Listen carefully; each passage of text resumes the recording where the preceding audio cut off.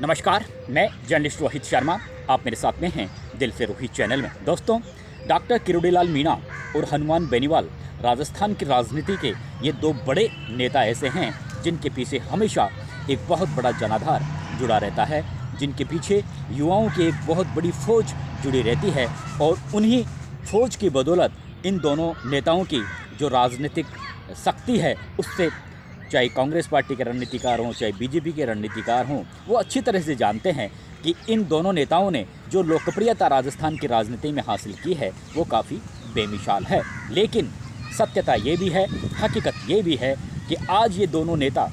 राजनीति के जिस दौर से गुजर रहे हैं, सबसे कठिन और सबसे विपरीत परिस्थितियों में वो आकर फंस गए हैं। और कहीं ना कहीं इस बात को ये दोनों नेता अंदर से महसूस भी करते हैं। इसलिए जिस तरह के हालात बने हुए हैं, जिस तरह की स्थितियां इन दोनों नेताओं के सामने आकर खड़ी हो गई है, उसके बाद में राजनीतिक गलियारों में भी ये चर्चा होने लगी है कि कहीं ना कहीं आने वाले दिनों में ये दोनों नेता हमें एक मंच पर नज़र आ सकते हैं, यानी साथ साथ चुनाव लड़ सकते हैं, चाहे विधानसभा का चुनाव हो, चाहे लोकसभा का चुनाव हो। हालांकि अभी ये कहना काफ़ी जल्दीबाजी होगा कि ये दोनों नेता एक मंच पर हमें नज़र आएंगे या नहीं आएंगे, क्योंकि डॉक्टर किरोड़ीलाल मीणा भारतीय जनता पार्टी के काफ़ी कद्दावर नेता हैं और राष्ट्रीय लोकतांत्रिक पार्टी के हनुमान बेनीवाल संरक्षक हैं, सांसद हैं नागौर से। लेकिन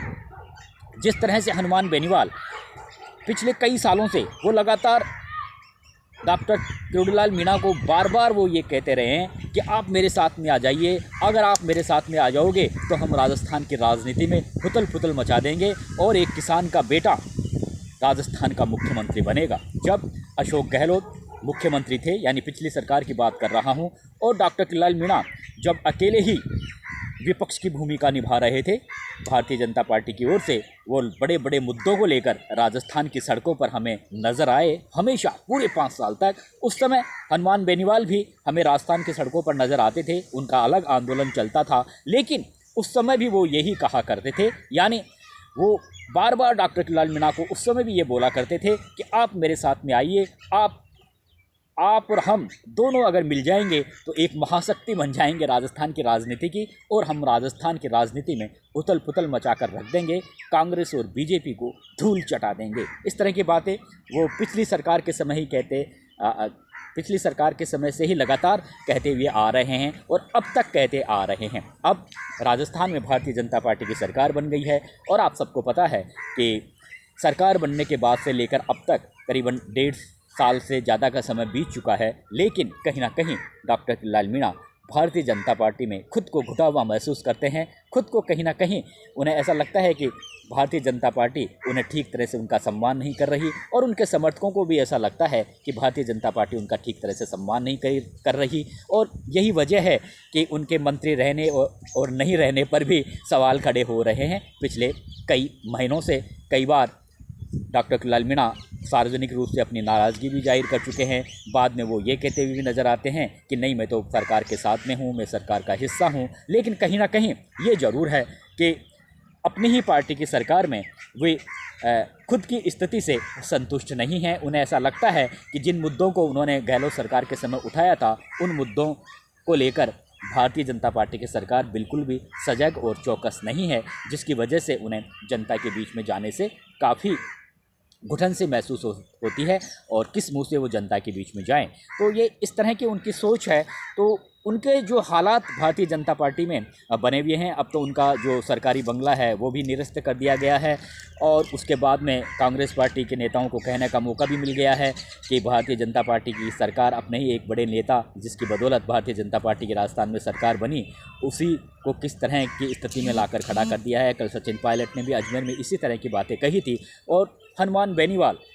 की भी आप हालत समझ रहे होंगे कि हनुमान बेनीवाल, हालांकि इसमें कोई दो राय नहीं है, मतलब जो जन समर्थन पहले से उन्हें मिलता था, वो जन समर्थन या जो लाड प्यार सम्मान उन्हें राजस्थान की पब्लिक से अब भी मिला हुआ है। लेकिन हकीकत यह है कि उनकी पार्टी टूट सी गई है, बिखर सी गई है, और ये बात वो खुद भी कहते हैं कि 100 से ज़्यादा बड़े नेता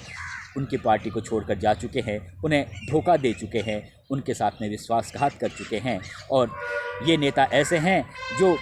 अपना पॉलिटिकल कैरियर चमकाने के लिए पहले हनुमान बेनीवाल के साथ आए और जब उनका मंसूबे कामयाब हो गए तो उन्होंने राष्ट्रीय लोकतांत्रिक पार्टी को छोड़ दिया। ये एक तरीके से पीड़ा है और इस पीड़ा को वो पूरी तौर से सार्वजनिक रूप से जाहिर भी कर चुके हैं। लेकिन हनुमान बेनीवाल अभी भी काफ़ी लौह पुरुष की देह से हमें राजस्थान की राजनीति में नज़र आ रहे हैं। भले ही राजस्थान विधानसभा में उनका एक भी विधायक नहीं हो, हालांकि खुद वो सांसद हैं, लेकिन अभी भी उन्हें ऐसा लगता है कि वो फिर से राष्ट्रीय लोकतांत्रिक पार्टी को मुख्य धारा में लाएंगे और जब अगला विधानसभा चुनाव होगा तो वो राजस्थान की राजनीति में एक बार फिर से उथल पुथल मचाएंगे। इसीलिए वो बार बार डॉक्टर किरोड़ीलाल मीणा को अपने साथ लेने की बात कहते हैं। अब डॉक्टर किरोड़ीलाल मीणा उनके साथ आएंगे या नहीं आएंगे वो तो आने वाला समय बताएगा, लेकिन जहाँ तक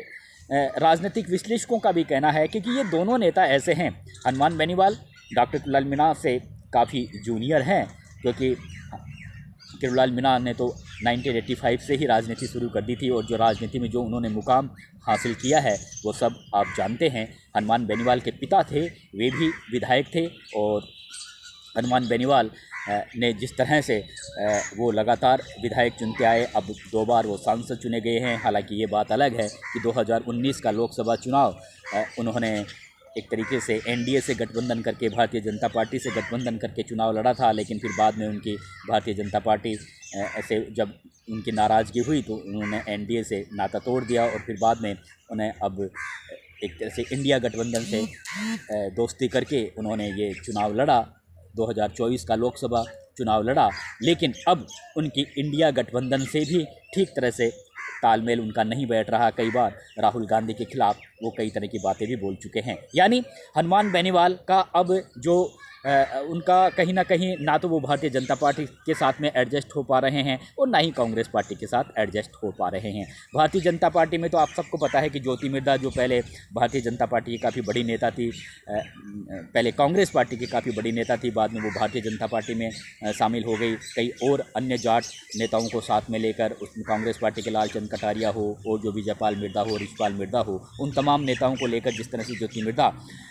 भाजपा में शामिल हुई है कांग्रेस पार्टी को छोड़कर। और आप सबको पता है कि ज्योति मिर्धा और हनुमान बेनीवाल के बीच में जो राजनीतिक दूरियां हमेशा से रही है, कैसे एक दूसरे पर वो प्रहार करते हैं। तो इन हालातों को देखते हुए अब हनुमान बेनीवाल को भी कहीं ना कहीं ऐसा लगता है कि भारतीय जनता पार्टी में शायद उनकी वापसी बहुत मुश्किल होगी। हालांकि राजनीति में स्थायी रूप से ना कोई दोस्त होता है ना कोई शत्रु होता है, लेकिन जिस तरह से एक ज्योति मिर्धा की एक जो बड़ी जो समर्थक है जो अभी भारतीय जनता पार्टी में है, तो हनुमान बेनीवाल को ऐसा लगता है कि कहीं ना कहीं भारतीय जनता पार्टी से उनका जो तालमेल आने वाले दिनों में ठीक नहीं बन पाएगा। अगर वो भारतीय जनता पार्टी में भी शामिल होना चाहे तो शायद वो शामिल होना नहीं चाहेंगे, क्योंकि इस समय जो स्थितियां हैं वो उन्हें ऐसा लगती है कि भारतीय जनता पार्टी के अनुकूल नहीं है। हालांकि इस तरह की स्थितियां कांग्रेस पार्टी में भी हैं। उनको लेकर कांग्रेस पार्टी में भी गोविंद सिंह डोटासरा हमेशा हनुमान बेनीवाल और गोविंद सिंह डोटासरा के बीच में जिस तरह से आपस में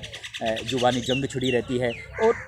कुल मिलाकर उन्होंने अभी कुछ दिन पहले राहुल गांधी को लेकर भी जिस तरह का बयान वो देते रहते हैं, तो हनुमान बेनीवाल के लिए भी ना कोई कांग्रेस पार्टी ठीक तरह से फिट बैठ रही है, ना बीजेपी ठीक तरह से फिट बैठ रही है। इसीलिए वो एक बार फिर से पुरजोर ताकत से लगे हुए हैं कि उनकी जो राष्ट्रीय लोकतांत्रिक पार्टी है उसी की बदौलत वे राजस्थान की राजनीति में उथल पुथल मचाएंगे। लेकिन इसके लिए उन्हें एक बहुत कद्दावर नेता की ज़रूरत है, लोकप्रिय नेता की ज़रूरत है,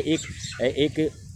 सूझबूझ वाले कुशल राजनेता की ज़रूरत है। वो उन्हें डॉक्टर किरोड़ीलाल मीणा दिखते हैं, इसीलिए वो बार बार डॉक्टर किरोड़ीलाल मीणा को अपनी पार्टी में शामिल होने के लिए बार बार उन्हें निमंत्रण दे रहे हैं। हालांकि अब ये बात अलग है कि अगर देखें तो चाहे वो डॉक्टर किरोड़ीलाल मीणा हो और चाहे हनुमान बेनीवाल हो, दोनों ही महत्वाकांक्षी मिजाज के व्यक्ति हैं। दोनों का गुस्सा काफ़ी हमेशा हाई रहता है, इसलिए ऐसा लगता नहीं है कि जिस तरह से दोनों का मिजाज है, जिस तरह से दोनों की कार्यशैली है, हालांकि कार्यशैली तो दोनों की समान सी है, हमेशा जनता के हितों को लेकर वो सड़कों पर नज़र आते हैं, लेकिन जिस तरह से उनका मिजाज है, जिस तरह से उनका गुस्सा है और जिस तरह की उनकी महत्वाकांक्षा है, वो कहीं ना कहीं उन दोनों के बीच में टकराव की जैसी स्थिति पैदा कर देती है। इसलिए शायद डॉक्टर किरोड़ीलाल मीणा बार बार यही सोचते हैं और शायद सोच भी रहे होंगे कि हनुमान बेनीवाल के साथ में उनकी लंबी नहीं पट पाएगी और जो रिश्ता उनका अब तक बना हुआ है, अगर वो रिश्ता आगे भी बना रहे तो वो ठीक है। अगर उनके साथ मिल जाएंगे या उनसे दोस्ती कर लेंगे बिल्कुल पूरी तरह से, तो जो मान सम्मान अब दोनों एक दूसरे के प्रति करते हैं बाद में नहीं रह पाएगा। कई मामलों को लेकर टकराव के हालात बन जाएंगे और बात बिगड़ जाएगी। शायद ये बात डॉक्टर किरोड़ीलाल मीणा लगातार सोचते हैं दिमाग से, इसीलिए वो बार बार डॉक्टर किरोड़ीलाल मीणा हनुमान बेनीवाल का जो खुला निमंत्रण होता है उस पर ज़्यादा गौर भी नहीं करते। लेकिन जिस तरह की स्थितियाँ बनी हुई है उसमें आगे कहने वाले ये भी कहते हैं कि हो सकता है डॉक्टर किरोड़ीलाल मीणा अब कांग्रेस पार्टी से तो लगता नहीं है कि उनकी कोई दोस्ती हो जाए, और बीजेपी में जिस तरह से उनका एक तरीके से वो घुटन से महसूस कर रहे हैं, तो हो सकता है कोई नई राजनीतिक समीकरण के तहत वो हनुमान बेनीवाल से हाथ भी मिला लें। लेकिन ये ज़रूर है कि अगर हनुमान बेनीवाल के साथ में डॉक्टर किरोड़ीलाल मीणा हाथ मिलाते हैं तो कहीं ना कहीं ये ज़रूर राजस्थान की राजनीति में एक नए समीकरण बन सकते हैं, और उसमें भारतीय जनता पार्टी को भी नुकसान उठाना पड़ सकता है, कांग्रेस पार्टी को भी नुकसान उठाना पड़ सकता है। लेकिन अभी ये कहना काफ़ी जल्दीबाजी होगा। फिर भी जिस तरह से हनुमान बेनीवाल बार बार डॉक्टर किरोड़ीलाल मीणा को निमंत्रण दे रहे हैं, उससे कहीं ना कहीं ऐसा थोड़ा सा महसूस होने लग जाता है कि हो सकता है जिस तरह से डॉक्टर किरोड़ीलाल मीणा की स्थिति भारतीय जनता पार्टी में बनी हुई है तो वो हनुमान बेनीवाल से भी दोस्ती कर लें। लेकिन अब फ़िलहाल आगे क्या स्थिति होगी ये तो एक अभी मैं कह नहीं सकता, लेकिन जिस तरह के हालात बने हुए हैं उसमें इस बात से इनकार भी नहीं किया जा सकता कि दोनों हाथ नहीं मिला सकते, मिला भी सकते हैं। नमस्कार।